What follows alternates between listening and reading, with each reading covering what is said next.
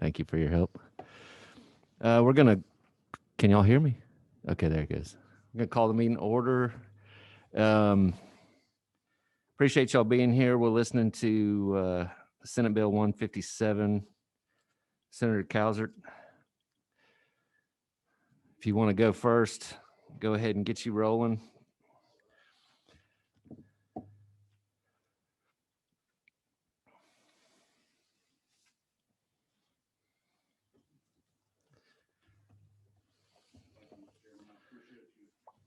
Hearing me today. I'm looking for my copy of the bill here.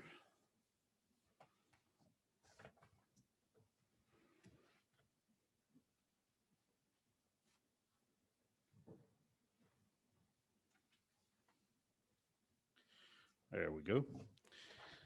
This is an attempt to rein in the practice of appropriating a musical recording group's name, their music, and essentially fraudulently passing yourself off as to having a relationship with the original recording artist. I always just show my age a little bit, but see all the different groups that have said they were the Temptations or the Tams or the Drifters. Many of those acts do not have permission of the original group or copyrighted authority to be playing their music and passing themselves off as the original, nor do they have any, not even a single original member of the group or, descendant of them. So you'll find several groups of Temptations playing at any given time in the country, none of whom have any relationship to the Temptations and the recording artist. And what this does is make it a violation of the Georgia Fair Business Practices Act to essentially misappropriate the name or likeness of a group. It's just a knockoff group. A couple of things that I would point out is that it is still legal for a group to perform the music of another act as a tribute band, as long as you say, hey, we are not the Beatles, but we're playing the music of the Beatles. This does not prohibit that if you give the credit due to where it belongs. But if you do not have permission of the recording artist and you're holding yourself out to be associated with that recording artist, and there's not at least one person, one member of your group who was a member of the original group, then this would be an unfair business practice. And it falls in under the Georgia Fair Business Practices Act, which has remedies associated with those, which include getting an injunction against that performing group that's not the recording group, and also to get damages from them from whatever they may be earning from misappropriating your name. So it's pretty clean, pretty tight. This is supported by the Recording Industry Association of America. It is essentially model legislation, but it varies slightly because we had to fit it into our Fair Business Practices Act rather than creating an entire different act that was the most sense. And so with that, Mr. Chairman, I'm happy to take any questions that you may have. It's truly not any more complicated than I just made it sound. Thank you, Senator. I do have one question. Could you verify the LC number real quick? I am working off of LC 364631. Okay, thank you very much. We do have a question from the audience, number 8. Thank you. I am a member of this committee, not the audience. But I do have a question on the salute or tribute. They just have to put that in the title, in the headlines. Is that how I'm reading this? Well, a little bit more. They have to identify that their performance is a tribute type performance in all their advertising and their promotion, that it is a salute or a tribute. And they cannot use a name so closely related or similar to the name of the original recording group to cause confusion or mislead the public. Like they can't say we're the Beatles, Beetles, instead of the Beatles, and try to mislead the public. They have to disclose it in their advertising and promotional materials. One follow-up, Mr. Chairman. Yes. And then you did allude to what the consequences, because I'm not familiar with the Fair Business Practices Act. Sure. You said it was injunction and some sort of penalties. Absolutely. Well, I'm glad for you to ask such probing questions. I had in my little material stack a copy of the remedies section of the Fair Business Practices Act, thinking I would eventually be asked this either on the floor as I presented it or in a committee, but it's for your sort of edification. Code section is 10-1-399, and it lays out the damages that you can recover, the civil or equitable remedies for somebody aggrieved by a violation of this act. One is equitable injunctive relief, which is an injunction prohibiting the continued use of it. Number two is the general and exemplary damages. So you can recover the damages for the income you lost by somebody stealing your name. And exemplary damages relates to punitive damages to punish them for the wrongdoing, which would be in the discretion of a jury. Those exemplary damages, we'll just say punitive damages, are only awarded in a case of an intentional violation. And that's under the Georgia Fair Business Practices Act. Any of that, there are numerous subsections that things have been listed as unfair trade practices, or they all have the same remedies. Thank you, Senator. You're welcome. Anybody else? Anybody want to speak on the bill? I don't have a sign-up sheet. We all good? All right. Go ahead. Mr. Chairman, Come again. Yes. Oh, hi, did this you is check online? Ralph Fernandez. I'd like to speak on behalf of the bill. Absolutely. I'm sorry for not checking online. Where is it? Oh, our online crashed, but I can hear you. Why don't you identify yourself and who you're with, and go ahead and. All right. Well, I'm Ralph Fernandez, and I work for the Recording Industry Association of America. And so, Mr. Chairman, committee members, it's a pleasure for me to be here virtually with you, even though I hear you can't see me, but you can hear me. Thank you for allowing me to address this important issue related to the music industry in Georgia. The Recording Industry Association of America, RIA as we're known, is a trade organization that supports and promotes the creative and financial vitality of the major music companies. Its members include the most vibrant and iconic record labels, including Latin, Atlantic, Capitol, RCA, Warner Records, Columbia, Motown, and countless others behind today's most iconic and popular artists. Nearly 85% of all the legitimate recorded music produced and sold in the United States is created, manufactured, or distributed by RIA members. The RIA also provides all of the certifications for gold and platinum records in the US. With such luminaries as Ray Charles, Outkast, Alan Jackson, Otis Redding, Gladys Knight, Trisha Yearwood, REM hailing from the state, it's easy to have Georgia music on anybody's mind. And in Georgia, the music industry has contributed over $2.5 billion to the state GDP. And by the way, it's exploding as we speak. It's supported more than 45,000 jobs, 9,600 plus music businesses, and more than 91,000 songwriters in the state. These are jobs and businesses that we all know have been greatly affected by COVID-19 in the past year. For the RIA, it's very important for everyone in the music ecosystem to grow and flourish. The RIA partners with many songwriters, artists, musicians, and publishing organizations, and collectively have been helping identify programs to assist those who have lost their livelihood due to the pandemic. That is why it's even more important to us to support the Truth in Music Advertising Act, or TIMA as we call it, which we have recently dedicated to Mary Wilson, the founding member of the Supremes, who passed away this year. Mary was an avid supporter of this bill and was instrumental in its early success around the country. Georgia is one of 17 states that does not have a TIMA type law. With the many great legacy artists from Georgia and others visiting, it is a great way to protect them and consumers from those pretending to be the original act. Sam Moore from I'm a Soul Man fame, a legacy artist born in Georgia and is a Georgia Music Hall of Fame inductee who has been prey to imposter bands in the past. After a lifetime of building their legacies, these individuals deserve the ability to make their living from their creativity and their hard work. Let me just say that the House companion bill containing TIMA also has an additional section that I'd like to just talk to you about real quickly.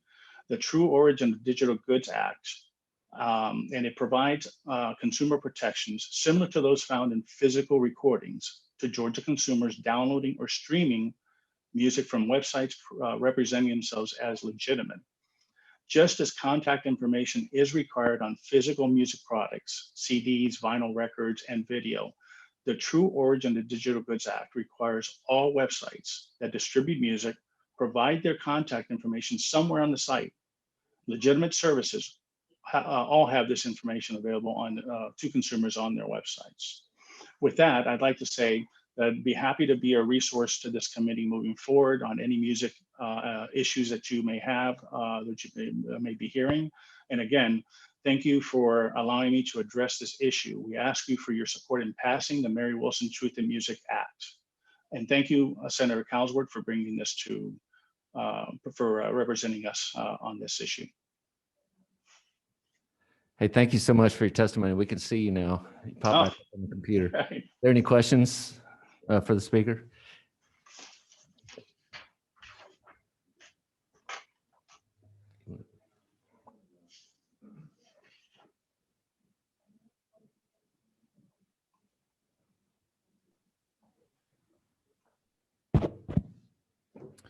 Can you hear me? Oh, great.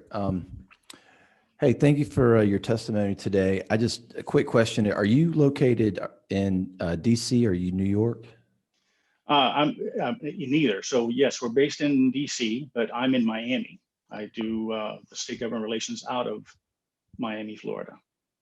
Thank you. Yeah.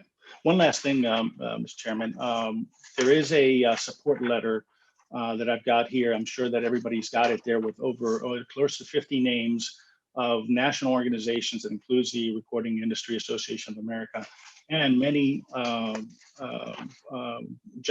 organizations that represent the Athens area that support this bill. So we appreciate all the support that you can provide us there.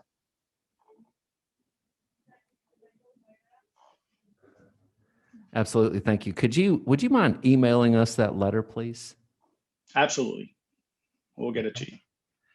Any other questions? We have one more person that signed up to speak on the bill. Let's see if we can have Carla Redding from the Hudson Group. Good afternoon. I am with the Otis Redding Foundation, and thank you so much for allowing me to just quickly speak on behalf and in support of this bill, which is so important to Georgia to protect the intellectual property of all creators, particularly legacy artists like my father, the legendary Otis Redding. You know, creating a business environment that protects musicians, creators, and artists, their name, image, and likeness is so important for my family and so many other legacy artists that came along during the era of my father. So Georgia should be at the forefront of this, I hope, and all music and consumer protection with music bears a strong part of our state's identity. So we ask and support and hope you will vote in favor of passing this bill, number 157.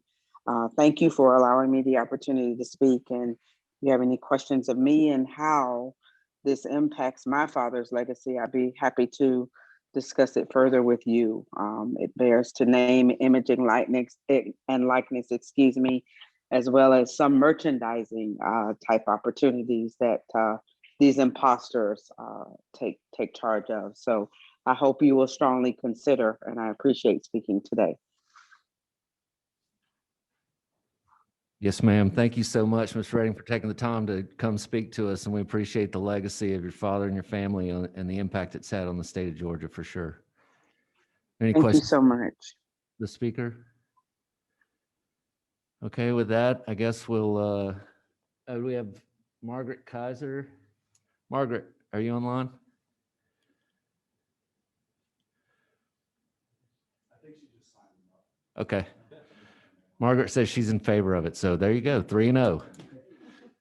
That was Margaret's testimony. And if we could have anybody on the committee, y'all got any more questions?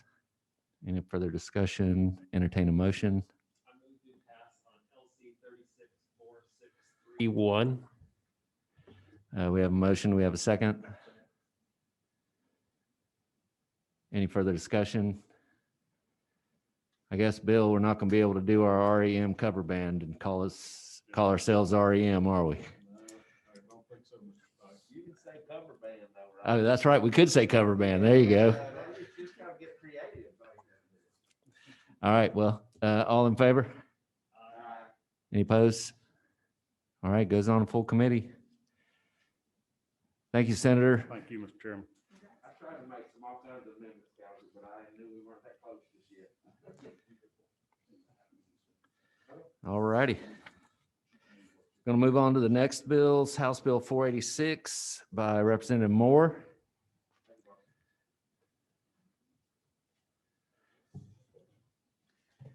Thank you, Chairman.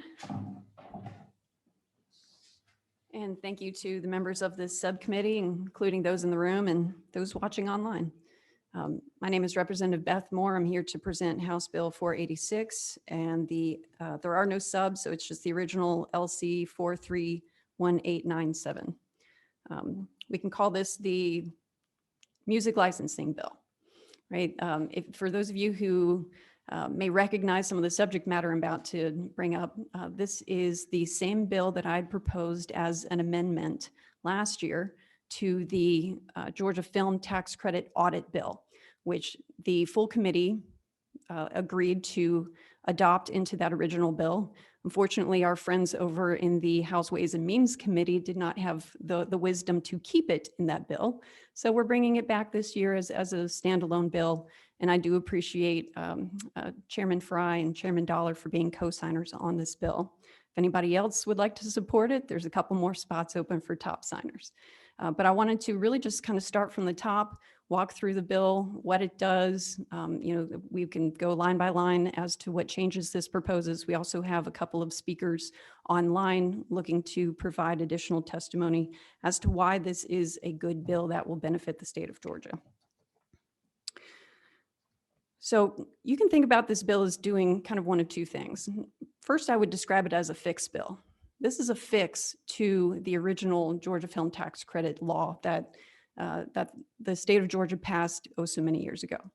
There was, I believe, a genuine but misguided concern in that original iteration of the bill that caused the authors to specifically exclude music licensing fees as a creditable expense under the Georgia Film Tax Credit, despite the fact that oftentimes up to 5% of a film's production budget is allocated for music licensing. So we are talking about not an insubstantial amount of money that could be going to Georgia taxpayers if Georgia taxpayers were the recipients of those licensing fees for the use of music in film and television. And I challenge any of you here in the room or those of you listening at home to find a film or a television show that does not use music, or for that matter, even a piece of advertising. Next time you're watching TV or you're watching commercials, keep an ear out for the music that is used. It is everywhere. Sometimes it's not obvious that it's there, but it is there. So that's what we're talking about here. We're talking about music licensing fees in Georgia film, television, and advertising.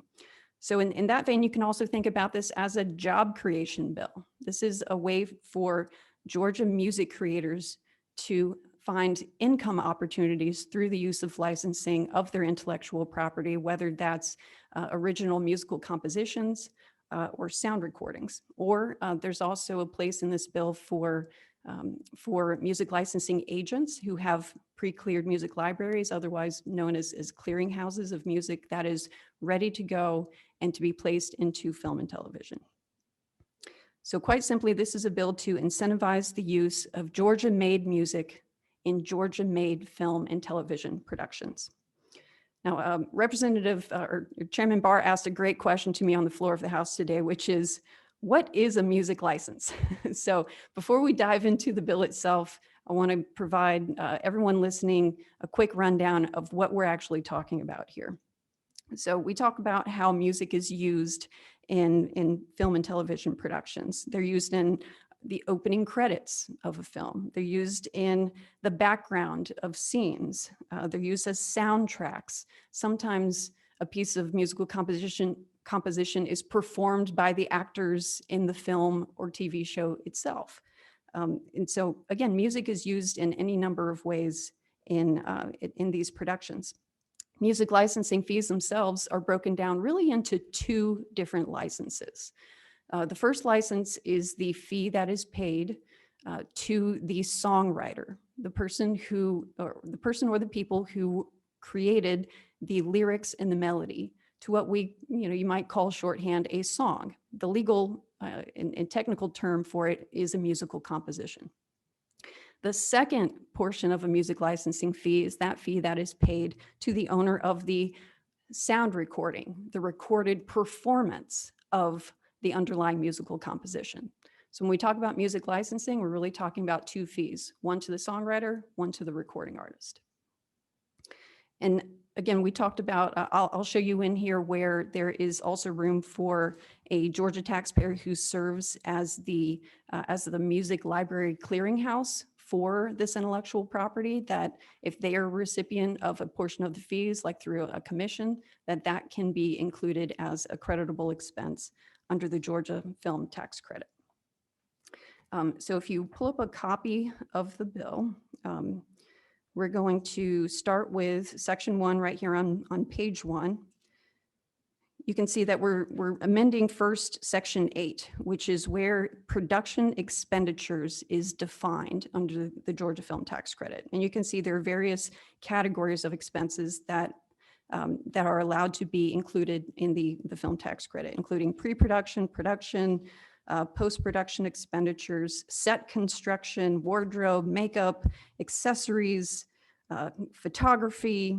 But then you can see where you see the first line crossed out, expenditures. Expenditures excluding license fees incurred with Georgia companies for sound recordings and musical compositions. At some point in the original iteration of the Georgia Film Tax Credit, there was a conversation about whether music licensing fees should be included. And there was a decision made at the time, again, I think based on genuine but misguided concerns, that these fees were not well understood. It wasn't understood when you pay a fee, where does it go, who gets it? And so it was excluded. That's what I'm asking this committee to fix. Let's fix that, because there are Georgians who contribute their songwriting skills and their recording skills to Georgia-based film and television productions. And I don't believe that they should be excluded. And I hope that I can talk you into that as well.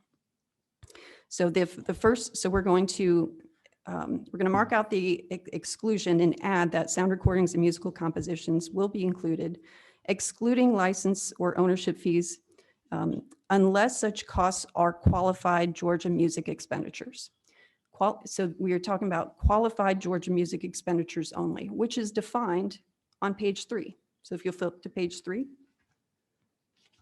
that's where you'll see section 8.1 is a new section that will define, okay, when we're talking about music licensing fees and the recipients of those, who qualifies.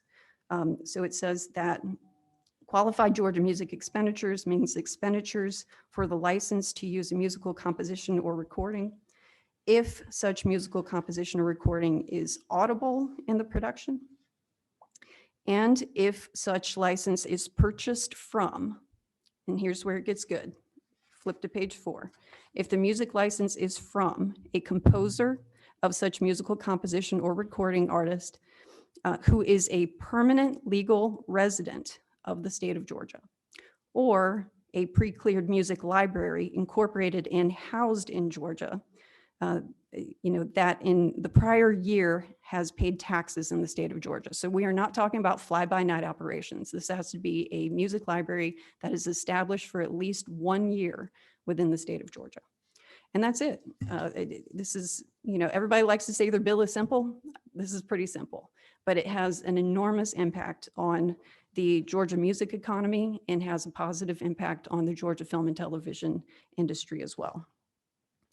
The question about bills in the Georgia legislature is always who's for it and who's against it. Well, I can tell you that I've deep connections with the Georgia music industry, having worked in that industry my entire life. In fact, most days I feel like a music professional masquerading as a lawmaker around here. But that's what we do, right? We have jobs outside of our role down here at the Capitol. That's what I do. I work in the entertainment industry, advising clients in film, music, and television. So they are all for it. Music's for it. The film people are for it. Who's against it? Well, quite frankly, it's the people who don't want the tax credit at all. They don't want to expand it. They don't want to improve it. They want to get rid of it. They're the only people that I've come across so far who would be against this.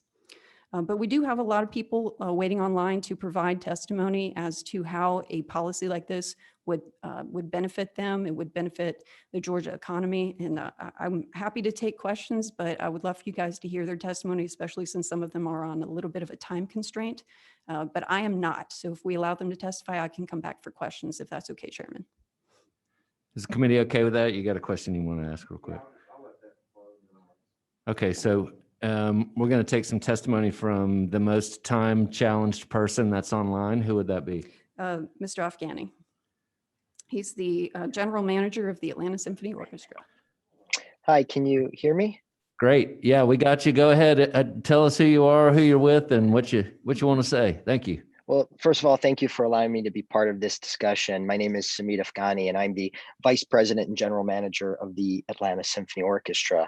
The Atlanta Symphony Orchestra has been serving the state of Georgia for over 76 years. We're one of the few major American symphony orchestras in the country. And I hope today to help delineate why I think this change would be extremely critical and beneficial, and a fantastic opportunity for not only the arts in Georgia and the music industry, but especially at a time when these industries have been affected probably the hardest over the past year or so. As a major American symphony orchestra and being around for as long as we have been, we have decades of recorded music, and we often both produce our own type of music and put on shows as well as recording projects. So it's a regular occurrence for the Atlanta Symphony Orchestra to be approached to have music that has been previously recorded to be licensed for a type of commercial product. Or sometimes we are approached by a third party to look at the opportunity for us to both write an original composition for any type of commercial project and then record it as well. Unfortunately, a lot of the time these potential partnerships and projects end up falling through because of the high cost associated with them. And so I think this would be a critical, and due to that, I should note, what happens is the music is then composed, created, recorded, post-produced outside of the state of Georgia. Sometimes it's with a smaller orchestra in a different state. Oftentimes it's with music groups in a different country. And so what I think we have the opportunity to do here is to ensure that organizations, not just symphony orchestras, but composers, producers, people who, artists who write music and record music, to retain that industry here in our state. There's already been I've only been here in Atlanta for a little over 3 years now. I came here to work for this symphony. And since coming here, there has always been a desire and an interest to work with the Atlanta Symphony Orchestra to create commercial projects. And I think this would be a really meaningful step to start seeing the blooming of an industry here in the state of Georgia. Thank you very much. We've got a couple questions for you if you care to answer. Absolutely. Is that a new question from you? Representative Carpenter? Thank you very much for being on Zoom today. Quick question: is the symphony, I assume, is a nonprofit? That's correct. We are a nonprofit, and we are housed under the Woodruff Arts Center. So we are a part of that umbrella that includes the Atlanta Symphony Orchestra, the Alliance Theater, and the High Museum of Art. Okay, and then one follow-up: is there any kind of and you'll have to educate me because I'm from the mountains of North Georgia, but on pre-cleared music library materials, so you're talking about materials that you guys have produced and held on to over the years, is there any kind of ad valorem taxes or anything like that you guys are required to pay if it's a stored type value, or because you're nonprofit, do you have to not pay those, I guess? No, as far as I'm aware, there is no tax associated with those things that we own rights to, those commercial products that we pre-recorded and own. Okay, perfect. Thank you very much. You're welcome. We have another question. Number 9, Mr. Chair. Yes, thank you, Chairman. thank you for joining today. And when this committee was previously a working group, I was meeting a lot of new people and taking a lot of new information in, and it seemed like I learned something new just about every day. And we came in toward the High and the Woodruff Center, and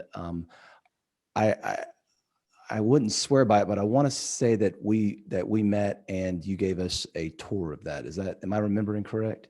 That's correct. We went, and I believe you had the opportunity to see a little bit of a rehearsal as our orchestra was on stage. It was really cool. And I think they came and basically yanked us out of there because we had to keep moving along, but we were quite happy to sit. A few of us were quite happy to sit there and keep listening. And we talked about some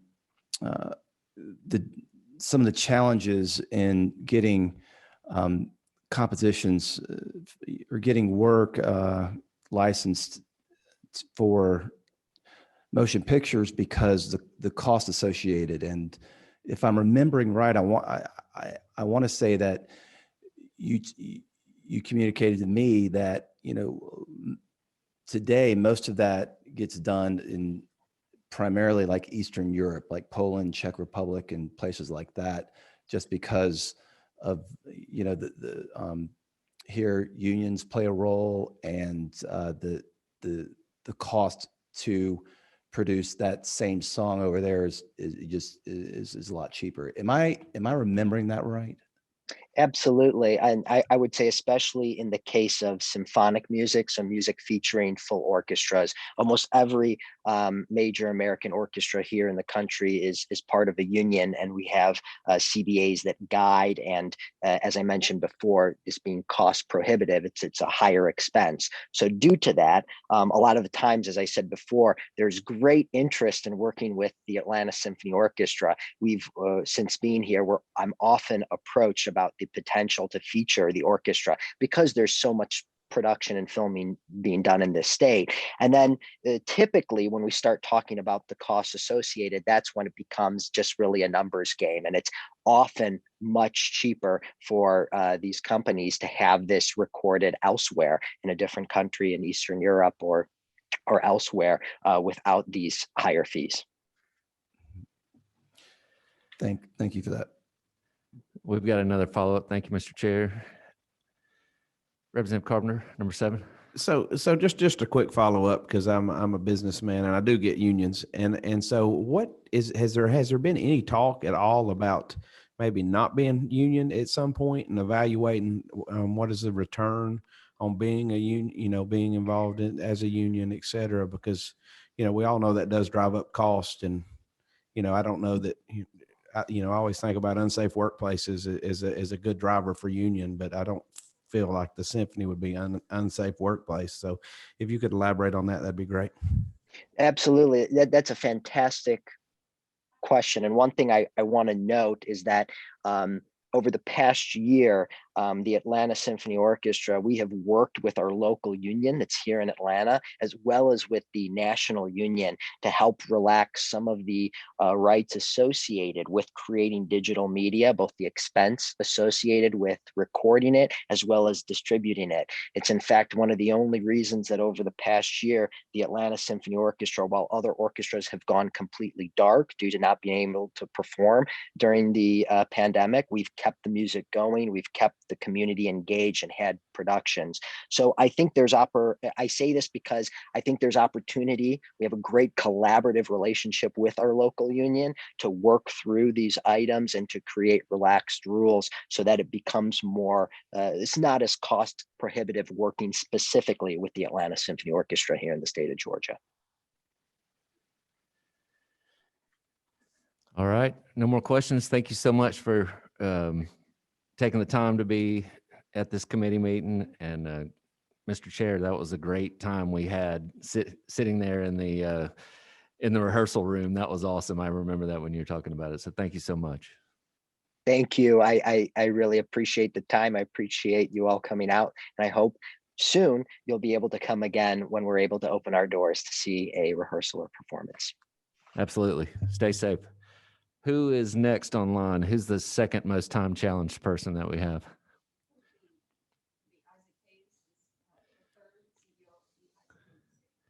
Excellent. Mr. Hayes, do we have you on there?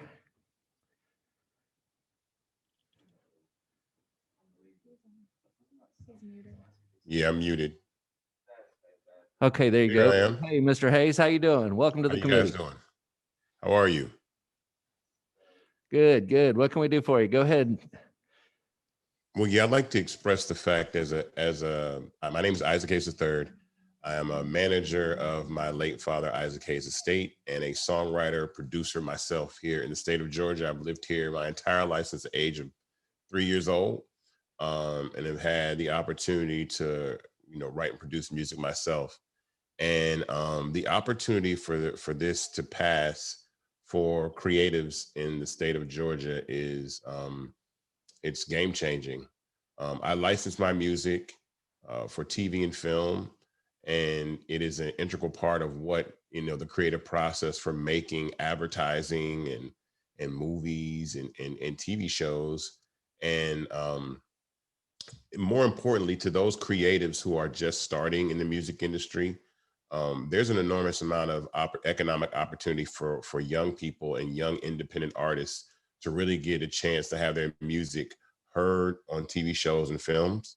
And this bill would be an enormous, opportunity for those artists to actually have their music to be heard. I think the challenges that we face as creatives trying to get opportunity in the industry sometimes can be a little political, but with utilizing talent straight from Georgia, that's homegrown and lives here, really gives a great advantage for the community to be able to have, an economic footprint for themselves. And so as a lifetime, lover of music and understanding that even my father, won an Academy Award for his contribution to the film Shaft, and the music and how integral a part of that music was for the film. This is a game-changing opportunity here. So I just really wanted to express that. Thank you so much, Mr. Hayes. Any questions from the committee? We really appreciate you taking time to be in the committee today, and appreciate that. Again, I'll state that the impact of you and your family onto the state is to be greatly appreciated and recognized. So thank you so much. Thank you very much. And Representative Moore, who's next up there? Testifying. Next up is Ms. Jennifer Barron. She is the owner of 8 Skate Music, one of the music licensing clearinghouses that's referenced in the bill. So she can provide some testimony as to that portion of it and her role in this process. Excellent. Hi, everyone. Can you hear Hey, me? how you doing? If you could just state your name and who you're affiliated with, what you're doing, and tell us what you need to say. Absolutely. So my name is Jennifer Barron. I am the founder and owner of 8 Skate Music. And first, I just want to thank you, Chairman Fry, and the committee for meeting today to discuss these opportunities for music in Georgia. So my company, 8 Skate Music, is a music supervision, clearance, and licensing company. To sum it up, I can basically help out a film from start to finish. So I can creatively source the music and work with the production to find music for film, TV, and advertising. I can also negotiate those rights and work with the licensing at the end for the productions. And I think my position gives me a unique view into both the film and the music world because I do bridge those gaps. So a few people have said how integral music is for film production. And I can second those feelings since I directly work with those budgets.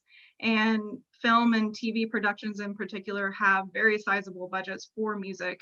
And I find that when I'm working with directors and producers, most of the music that we source goes back out to LA.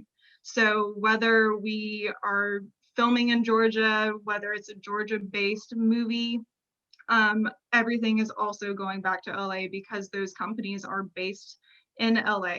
And for my side of the business, those companies are also based in LA just because they've had the infrastructure to build there.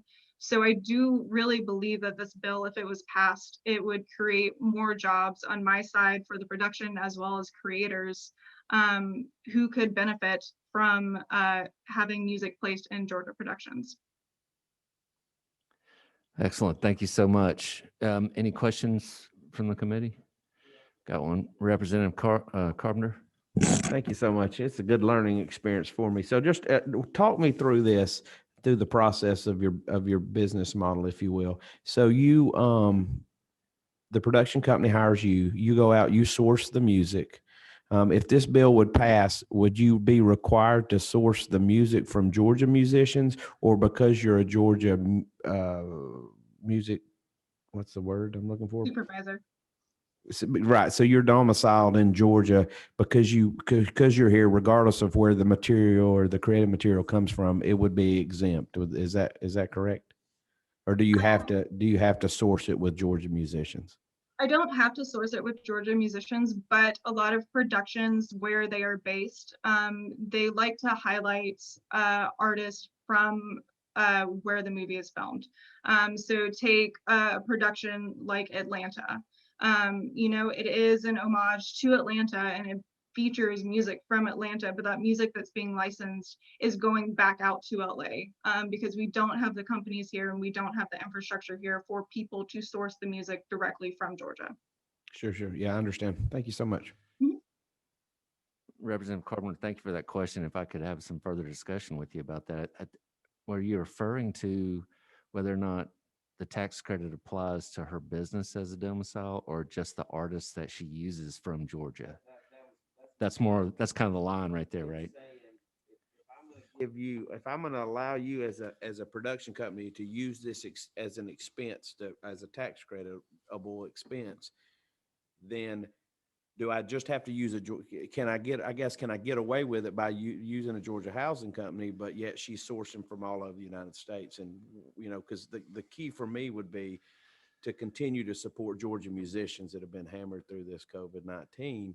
So I just don't know how that gray area works. And the author probably can clarify it as well, but I just, I'm interested in industry and bringing more industry here, but I also want to protect Georgia musicians at this point. So, I think you raised a really good point. Thank you.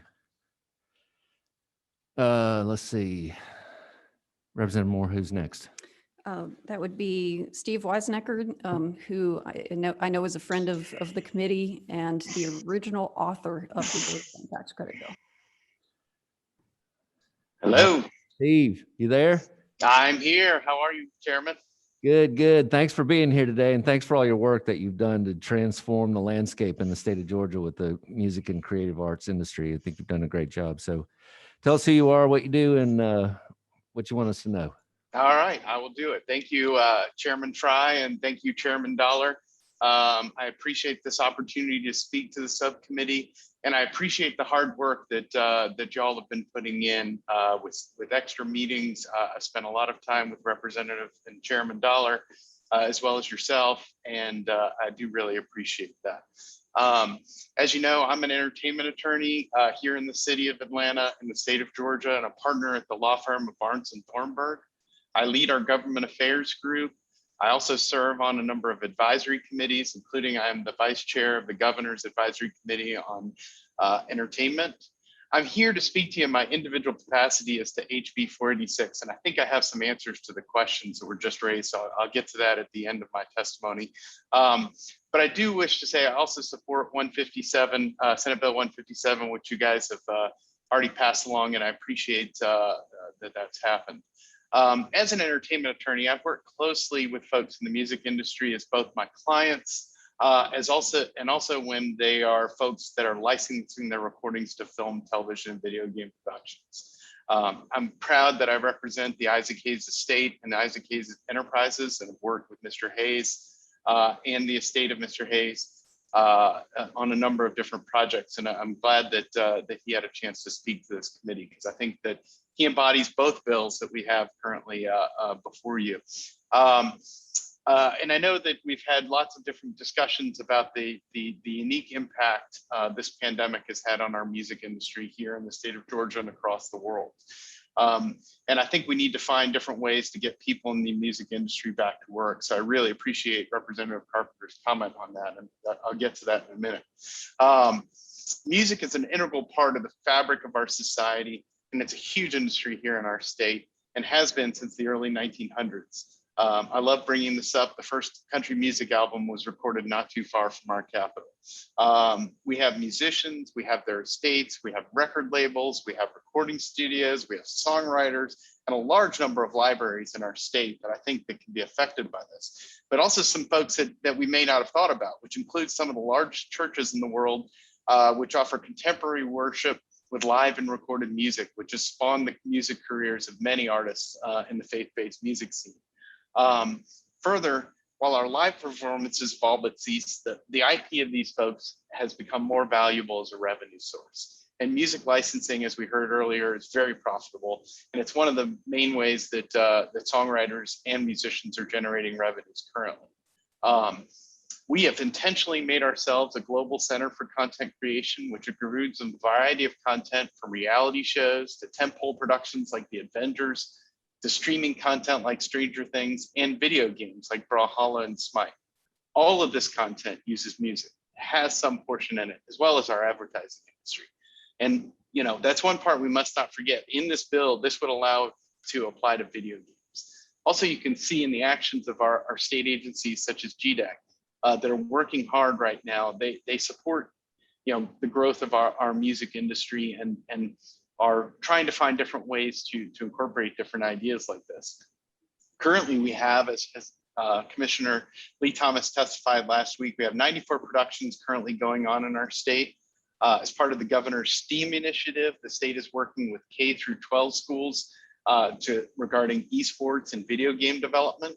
The Georgia Film Academy has continued to expand its esports production training. And that's been a great part as well, because esports is one of the fastest growing form of content in the world. And that also includes a music component. Many of our local folks have been lucky enough to be able to include their music in esports. So I think that's really important that we emphasize that this covers a whole gamut of entertainment. And I think that this is a necessary part of the equation by encouraging our production companies to use Georgia talent. We are lucky enough to have some of the best creative talent in Georgia to provide this music. We have artists in every imaginable genre of music. And the heart of our film tax credit is creating Georgia jobs. And this is where I'll get into Representative Carpenter's question.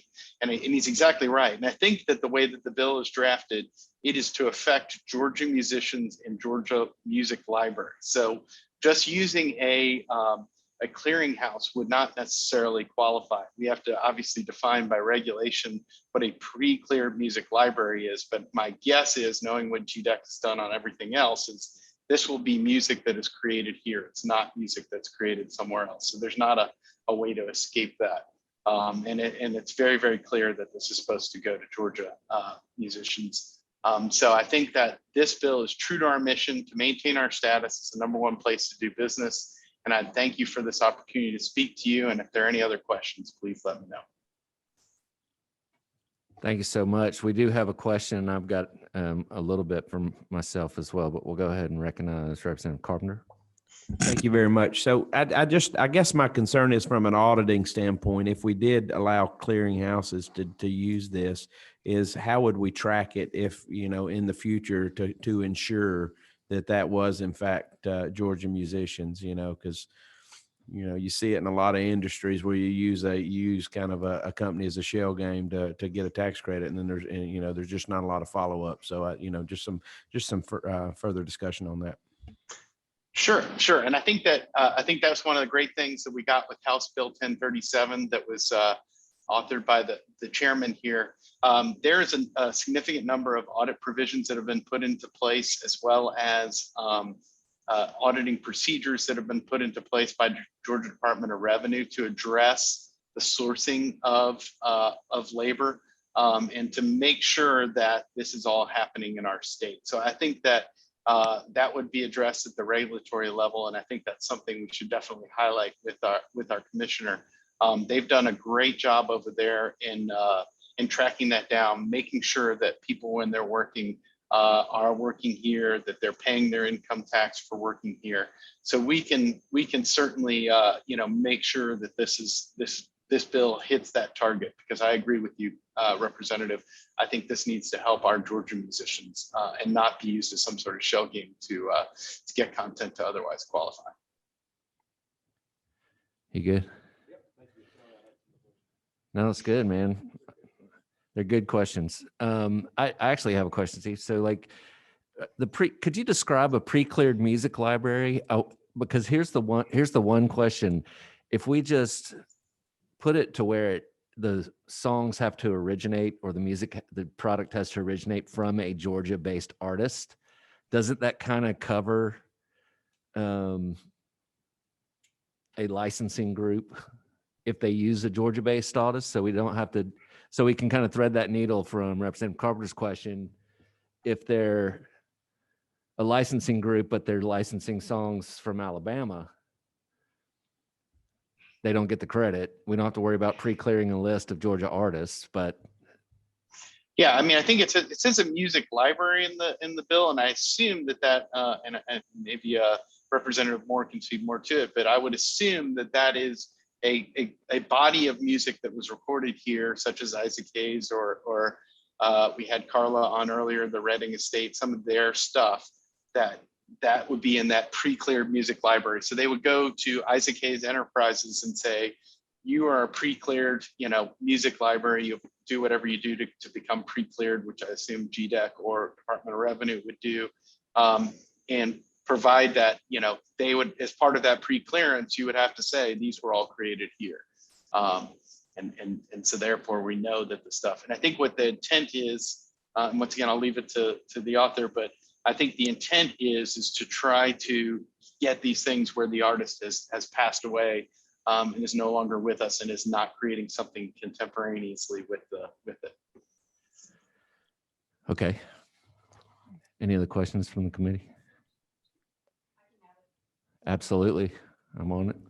Representative Moore, what you got? Yeah, I can add some more commentary to the question, which you're hitting exactly on, what I spoke to Legislative Council about in the drafting of this bill, that, this is intended to incentivize the use of Georgia written songs in Georgia made productions, or Georgia made recordings into Georgia film and television productions. But there is another player in this space, which is the Jennifer Barrons of the world, who serve as agents on behalf of these pre-cleared, this pre-cleared music, that's verified as Georgia-based music.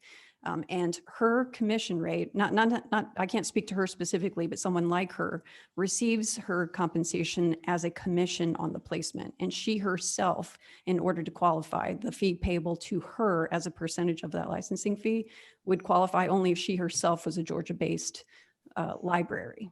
So I didn't want to exclude her, because people like her are a critical part of the placement mission. So that's the purpose of that language. Mm-hmm. So would it be an and situation as opposed to an or then? So is it like Miss Barron has a Georgia musician, she's a Georgia company, you buy the song from her company and it's eligible for the tax credit. But if it's a song from somebody else in another state, it's not eligible, even though it was bought from a Georgia business. Well, it's not an and in this case, because you could have an individual piece of music that's not part of a library, right? So they can each be standalone. But to Steve Weisnecker's point, that part B about the music library would be, that would at least be extrapolated upon in the regulatory process and the auditing process, that it is, this stuff is trackable, and a music licensing fee can also be prorated. If only, if you have two songwriters, but only one of them is based here in Georgia, that you can prorate that portion of the fee that's only allocable to the Georgia taxpayer.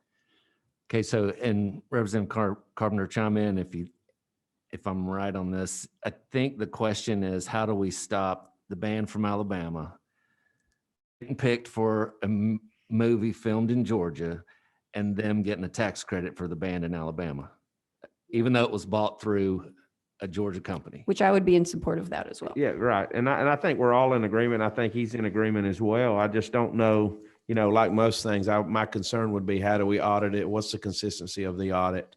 Because we all know when we get busy, you know, sometimes we don't dot our I's around here anyway.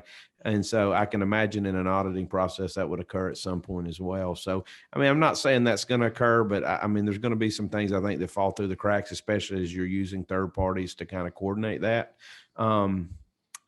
But it is a concern, and I think it's something we need to really stress if this bill moves forward, is that we stress with the auditing folks that it's really of utmost importance to this committee and to this House to do what we can to help and protect Georgia musicians. And I think that's important to make sure we're telling folks. So, things happen, business world, things happen, but we just need to make sure we root out those bad players on the front side if we can. Yeah.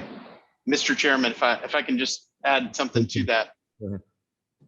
Yeah, so there is Representative Carpenter. There's a very, and I can send this to you offline to everyone. There is a provision in the regulations that deal with sourcing and Georgia vendors.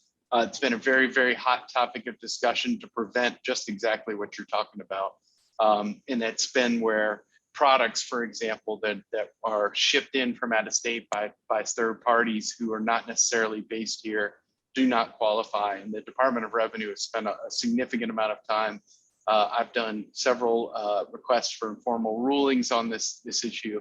There's a body of regulatory stuff on this type of issue. So I'm happy to share that with the committee.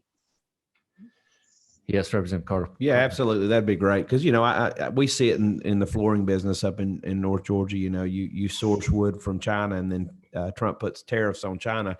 And so what happens, they ship it through Thailand to get to here, and or they should go through Vietnam, and you don't have to pay the tariffs. So I think, anytime there's big money involved, people try to figure out loopholes, and we want to make sure we close those as best possible. I agree. Thank you. And Steve, real quick, could you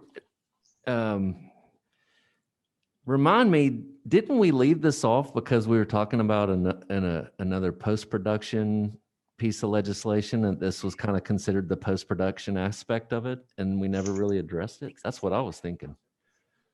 I can't remember. I know we were trying to make sure that it got through. And then we did drop it, and probably was good anyway, because in the Senate, as you remember, 1037, they took a sledgehammer to it, and so we would have probably lost it. But I know there was some talk about the post-production aspect and a number of different things, but I think overall there was a lot of support for the idea. It just was not the right time with 1037. Yeah, because the general idea was to enhance and expand the creative class within the state of Georgia. And this legislation would actually do a physical thing to achieve that goal. That's correct. Sure. Okay. Thank you so much, Steve. Any other questions? Anybody in the audience has a question? Chairman Barr? All right. I would say that I think we need to do a little bit of work to assuage calm some fears about how this is going to be implemented. But I mean, I like this bill, and I think we just tweak it out a little bit and bring it back. Whatever the will of the chairman is, if you want to get it out of subcommittee and bring a sub to the full committee, we could do that. But I understand if, whenever you want to make changes to enact what we talked about today, we can do that. I say we move it to regular committee. Well, I'm sorry. What's the will of the committee? We'll defer to no, this was hearing only. My bad. Didn't mean to put you on the spot, Chairman Dollar. Hearing only. But I like this. And Representative Moore, I appreciate all your work and all the people online. I mean, this is an incredible industry, and we need to do everything we can to keep it going and take care of those folks that do the work for us, because a lot of times we take it for granted. We hear a song and you just take it for granted. You understand that actually a lot of work went into that song and that recording. So appreciate your being a champion for this. Absolutely. Thank you all for hearing it out and for the discussion today. And regardless of what you think about me personally, this is a bill that is good for the state of Georgia. across the board. And to reiterate what Mr. Hayes said, this could be a game changer for a lot of people, and not just the legacy clients. Like he said, this is for the up and comers. I've talked to lots of members of the House who have, sons and daughters who are in the music industry, or, they have a niece or nephew coming up as a recording artist. So I know that this type of policy could touch a lot of lives. That's exactly right. Thank you so much. And with that, I believe we are adjourned. Thank you.